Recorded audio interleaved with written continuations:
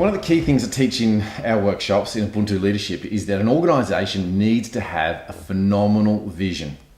And you can only really flush the talent out in your people if you've got a great vision. Because if I'm a manager and I've got talented people underneath me, if I've got to get this company to go from 40 staff to 500 staff the next few years, then I get passionate about growing the staff because I need them. I need all the talent to come out.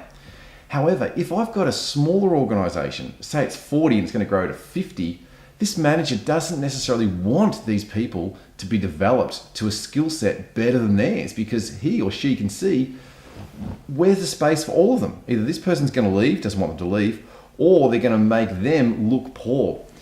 So a company needs to develop a vision, not a goal. So like I can say from my work with Olympians, the vulnerability of a goal is that when you achieve a goal, you stop. It's like your car. It could drive across the country, but you're only driving to your auntie's house. So when you get to your auntie's house, you turn the car off. It could have driven across the country. Well, many companies set themselves goals, but what happens then is the whole company moves towards the goal, achieves it, and then there's this massive lull period afterwards until a new one is created. And quite often you get a lot of staff turnover in that period because people go, oh, we've achieved that big thing. What's next? Now, if you're in charge of that cycle, that can be well used to your advantage.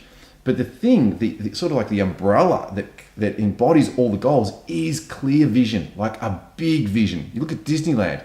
Disneyland with Walt Disney, he didn't go, I want to create a theme park. He goes, I want to create a land. That's a vision that has infinite growth. So for example, if I'm working with a swimmer, we don't necessarily want to be a gold medalist, or we don't necessarily want to be a world record holder. What we might want to do is go down as an Australian icon. See, the idea of being an Australian icon is an indefinite journey where winning a particular race is just one opportunity. Another, for example, might be we may not want to be a hero and win one race. We might want to be a champion and win many.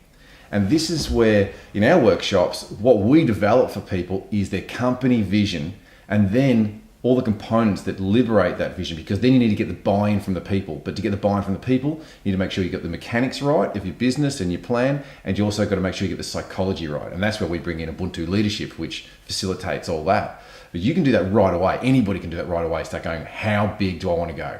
Like really, how big do you want to go?